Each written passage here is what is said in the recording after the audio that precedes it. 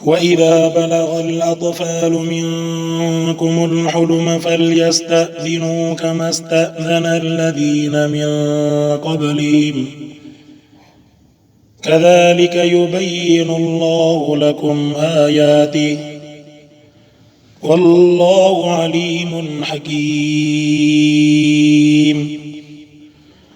والقواعد من النساء اللاتي لا يرجون نكاحا فليس عليهن جناح أن يضعن ثيابهن غير متبرجات بزينة وأن يستعففن خير لهن والله سميع عليم.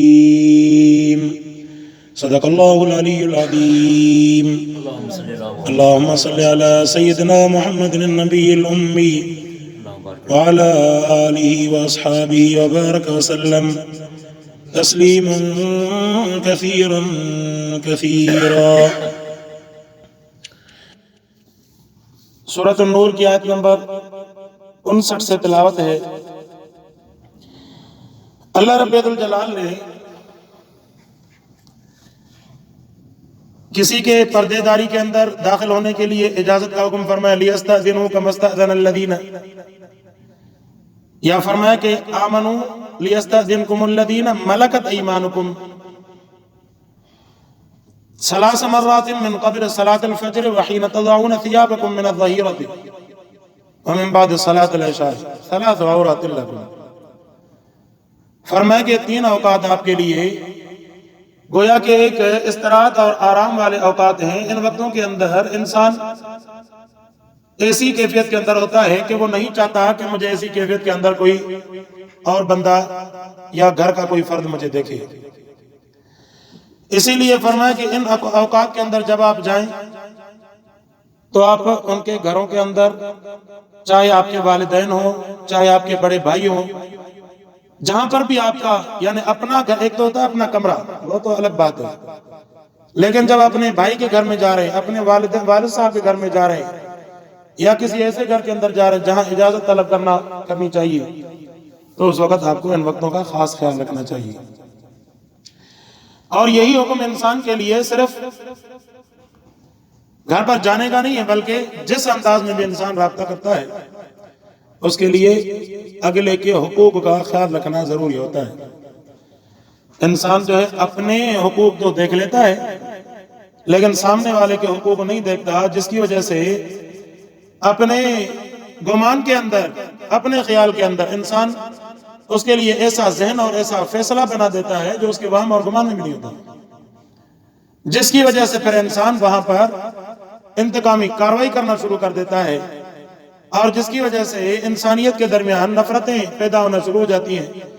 نتیجہ یہ نکلتا ہے کہ جناب فلاں بندے نے میری کال نہیں اٹھائی اور میں نے اپنی طرف سے فیصلہ فرما دیا کہ جناب یہ تو میری کال ہی نہیں اٹھا رہا، یہ خود کو متکبر سمجھتا ہے، خود کو پتہ نہیں کیا خانی خان سمجھتا ہے.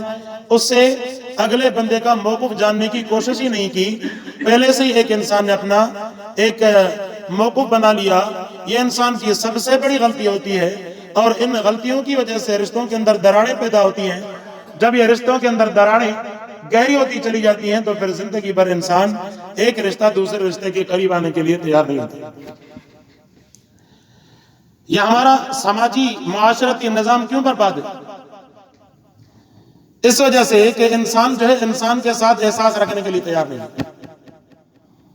جہاں پر حق ہوتا ہے اس بندے کا، یہ دوسرا بندہ یوں سمجھ لیتا ہے. جیسے مثال کے طور پر محفل میں اگر ہم داخل ہوتے ہیں تو حق یہ ہمارا کہ ہم سلام کریں، تو اگر میں نے سلام نہیں کیا اگلا بندہ ویسے گمان بنا لے گا پتہ نہیں مولوی نے کیوں سلام نہیں کیا.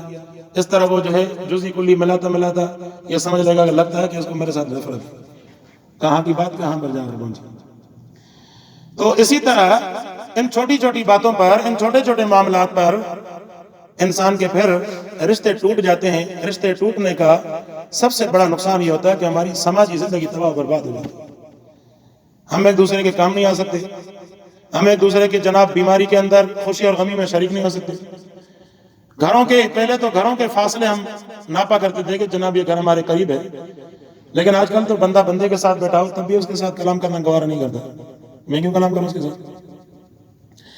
بہرحال اللہ تبارک و تعالیٰ نے یہ اخلاق اور آداب سکھلائے، یہ اس وجہ سے تاکہ انسان ایک دوسرے کا خیال رکھے. انسان ایک دوسرے کا خیال تبھی رکھے گا جب ایک دوسرے کے شخصیت اور احترام اور اس کے جناب اس کی شخصیت کا جو ہے خیال رکھے گا، اس کے رشتہ داری کا.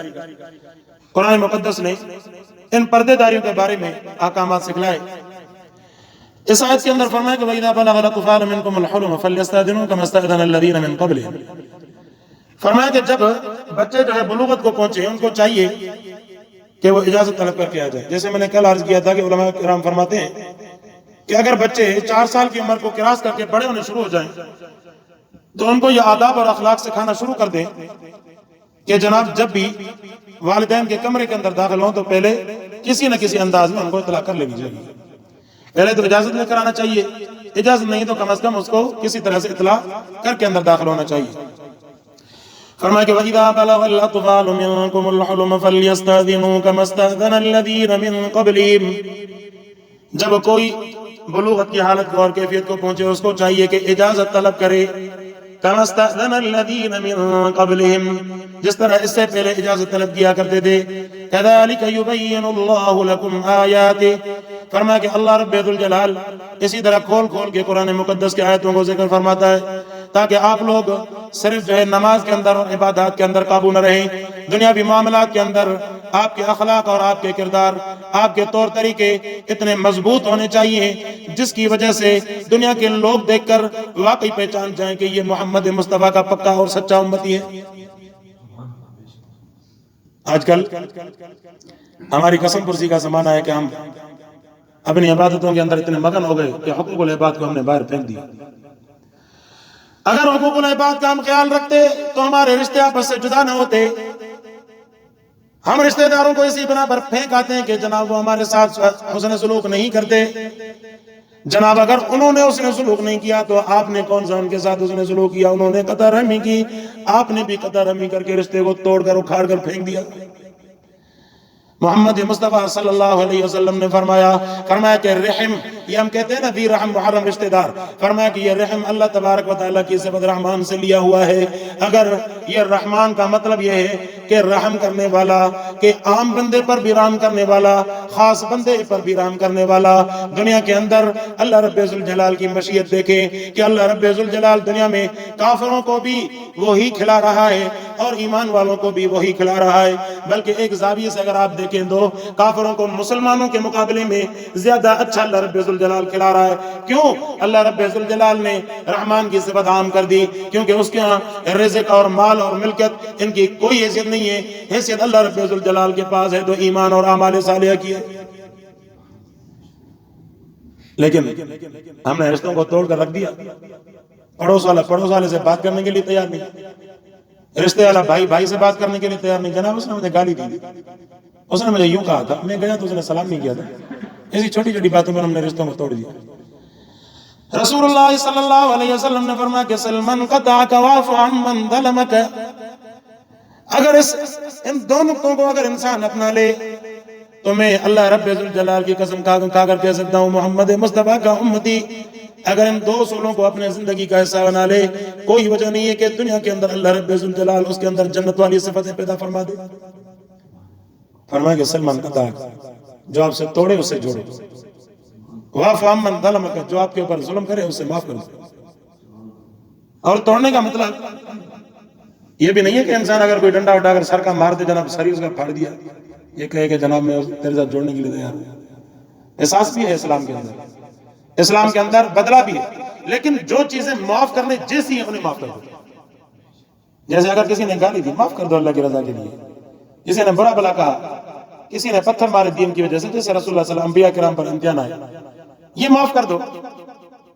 باقی جو چیزیں معاف کرنے جیسی نہیں ہے، جیسے خدا نخواستہ جیسے لوگ جو ایک دوسرے کا قتل کر دیں، معاف کرنے جیسی چیز نہیں ہے. قرآن نے اس کے لیے کہا کہ اس کا قصاص لو، گردن کاٹو جس نے کسی بے گناہ مسلمان کو قتل کیا ہے، یا دیت لے لو اسے. وہاں تو قرآن نے بھی حکم فرمایا.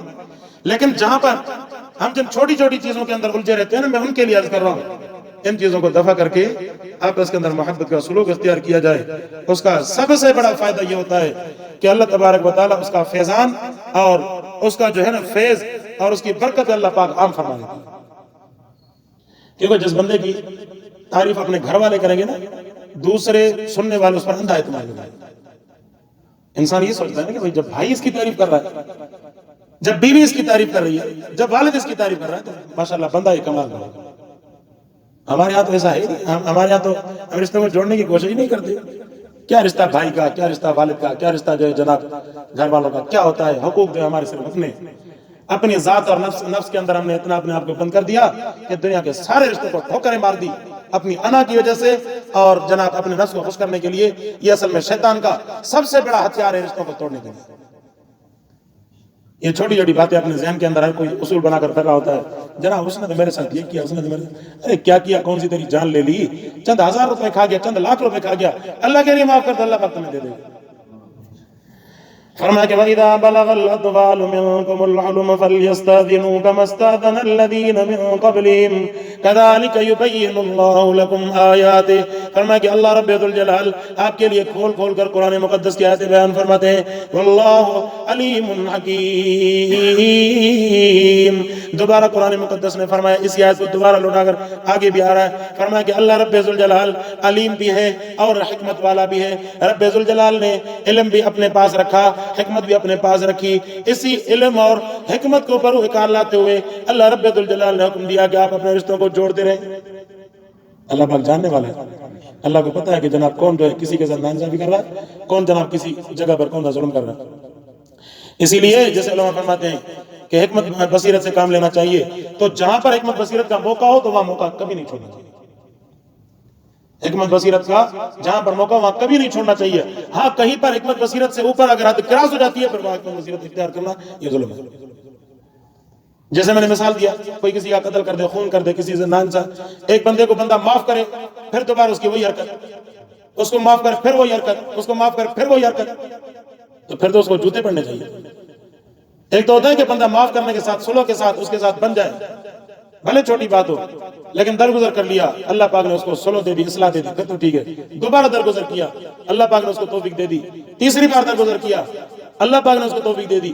اب یہ بار بار بندہ جو ہے اس کے اندر شیطان چڑھا ہوا تو پھر تو اس کو جوتے مارنے پڑیں گے۔ تو فرمایا کہ وَالْقَوَاعِدُ مِنَ النِّسَاءِ اللَّاتِي، اور وہ عورتیں جو گھروں میں بیٹھتی ہیں، لا يرجون نکاحا، فرمایا کہ جن کو نکاح کی امید نہیں ہے۔ جیسے آج کل کے زمانے میں 50 سال سے زیادہ عمر کی جو عورتیں ہو جاتی ہیں ان کو تقریباً نکاح کی امید نہیں ہوتی۔ نکاح کرنا جائز ہے لیکن تقریباً رغبت ہوتی نہیں ان کے اندر نکاح کی۔ فرمایا کہ ایسی عورتوں کے لیے حکم فرمایا کہ وَلَيْسَ عَلَيْهِنَّ جُنَاحٌ أَن يَضَعْنَ ثِيَابَهُنَّ غَيْرَ مُتَبَرِّجَاتٍ، ایسی عورتیں جو نکاح سے بے رغبت ہو جائیں، بے رغبت ہو جائیں مطلب جن کو نکاح کی ضرورت نہ ہو، بے رغبت ہو جائیں عورتیں، اور پھر ایسی عورتیں اگر گھروں کے اندر رہتی ہیں اور وہ اپنے ضرورت سے زائد کپڑے اتار دیتی ہیں، جیسے ہم باہر بیٹھے ہوئے تو ہمارا لباس ہی ہے، جب ہم گھر میں ہوتے ہیں تو یہ اپنی قمیص اتار دیتے ہیں، گھر کا لباس اپنا ہوتا ہے، بنیان پہن لیتے ہیں، قمیص اتار دیتے ہیں، جناب ٹوپی امامہ اتار دیتے ہیں، تو گھر کا لباس اپنا ہوتا ہے۔ اسی طرح عورت جب باہر نکلے گی کسی مصروفیت کی وجہ سے، ضرورت کی وجہ سے، تو پردہ کر کے نکلے گی۔ جب گھر کے اندر ہوگی، مہمان آئیں گے تو ان کا لباس اسی طرح ہوگا، اور اگر اپنے گھر کے اندر ہوں گے تو ان کا لباس ذرا بے تکلفانہ ہوگا۔ جس طرح محرم کے لیے اللہ پاک نے اجازت دی کہ محرم کا یہاں تک جناب کونیوں تک اور پنڈلیوں تک، پیر جو ہے پنڈلیوں تک، ہاتھ کونیوں تک، اور یہ گلا جو کھلا رہتا ہے ضرورت کی وجہ سے، یہ اگر محرم رشتہ داروں کا کھلا رہے تو اس میں کھلے رہنے میں کوئی حرج نہیں ہے۔ مطلب محرم کی نظر پڑ جائے تو کوئی حرج نہیں ہے، بھائی ہے، بہن اور والد ہے، اسی طرح چچا ہے، ماما ہے، تو یہ جو ہے 5 اعضاء یہ اگر عورت کے کھلے رہے تو ان میں کوئی حرج نہیں، ان سے زائد کھلے رہنا پھر حرام ہے۔ تو اسی طرح باہر جو ہے بڑا والا نقاب اوڑھ کر عورتیں نکلیں اور گھر کے اندر چھوٹا سا ہی نقاب اوڑھ لیں، جائز ہے، کوئی حرج نہیں۔ تو اسی طرح قرآن نے فرمایا کہ ایسی عورتیں جن کو نکاح کی رغبت نہیں رہی، یعنی ضعیف العمر عورتیں آپ سمجھ لیں، فرمایا کہ أَن يَضَعْنَ ثِيَابَهُنَّ غَيْرَ مُتَبَرِّجَاتٍ بِزِينَةٍ، کہ وہ اپنے کپڑے اتار کر رکھیں، یعنی ضرورت سے زائد والے کپڑے، بغیر زینت کے لیے، یعنی زینت مقصد نہ ہو۔ اگر زینت مقصد ہوگی تو پھر تو یہ ضرورت سے زائد کپڑے اتارنا بھی حرمت کے اندر شامل ہوگا۔ کئی عورتوں کی عمریں ایسی ہوتی ہیں جو 50 سال کے بعد بھی جو ہے وہ 30-35 سال کی لگتی ہیں، تو ان کے ضرورت سے زائد کپڑے اتارنا بھی زینت پر نشانی ہوگی۔ اسی طرح قرآن مقدس نے اس طرح اشارہ فرمایا کہ عورت کی زینت جو ہے غیر جگہ پر استعمال کرنا حرام. یہ جو دنیا کے اندر ہمارے اندر تعلیم کے نام پر، روشن خیالی کے نام پر، میرا جسم میری مرضی کے نام پر جس طرح کا زہر پھیلایا جا رہا ہے لوگوں کے اندر، مسلمانوں کے اندر یہ تاثر عام ہوتا جا رہا ہے کہ جناب عورتوں کے لیے کوئی پردہ فرض نہیں، ان کے حقوق بھی ایسے ہیں، ان کو کھلا چھوڑ دو، ان کو کھلا چھوڑ دو.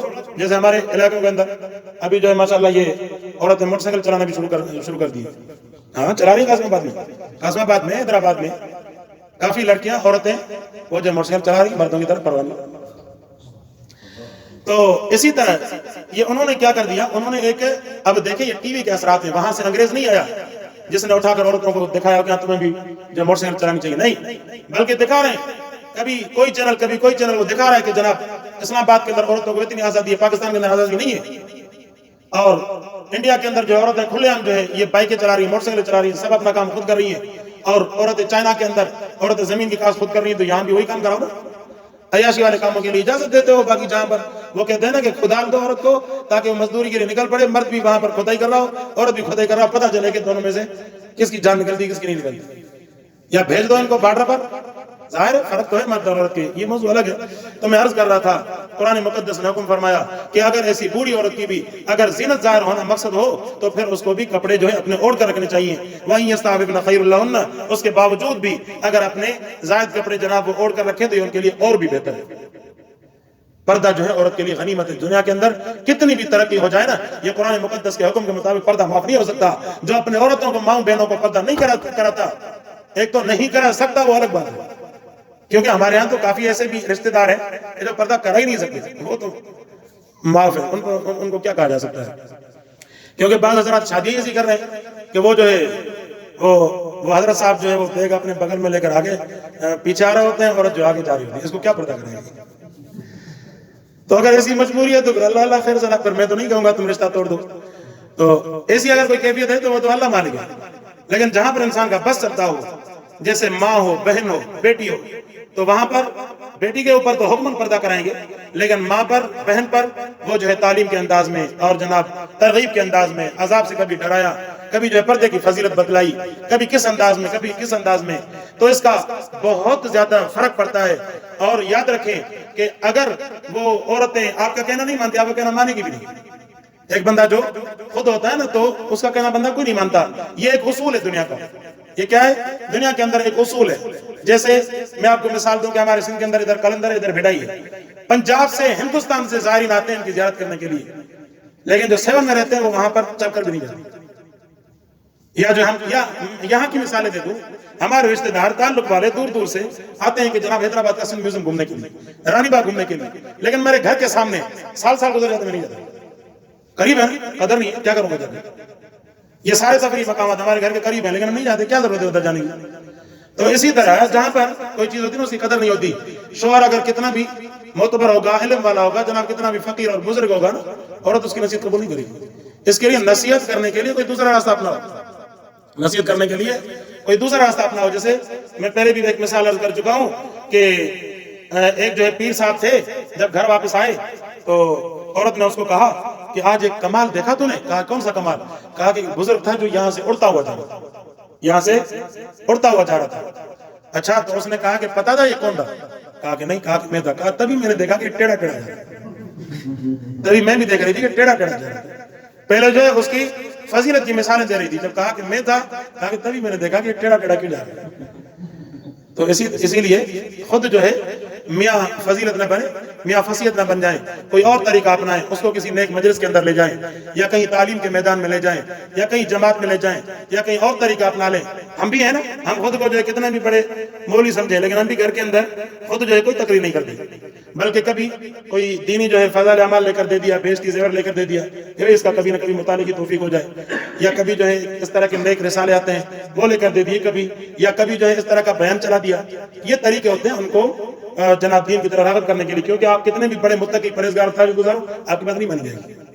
بہرحال فرمایا کہ ان یستعففن خیر لہن، بہتر یہ ہے کہ وہ اپنے جسم کو پھر بھی جو ہے ضرورت سے زائد، یعنی مطلب یہ ہے کہ اپنے جسم کو ڈھک کر رکھیے، ان کے لیے بہت بہتر ہے۔ واللہ سمیع علیم، اور فرمایا کہ اللہ تبارک و تعالی سننے والا اور جاننے والا ہے۔ اللہ پاک سے دعا ہے اللہ پاک قرآن کو سمجھنے عمل کرنے کی توفیق عطا فرمائے۔ وآخر دعوانا الحمدللہ رب العالمین۔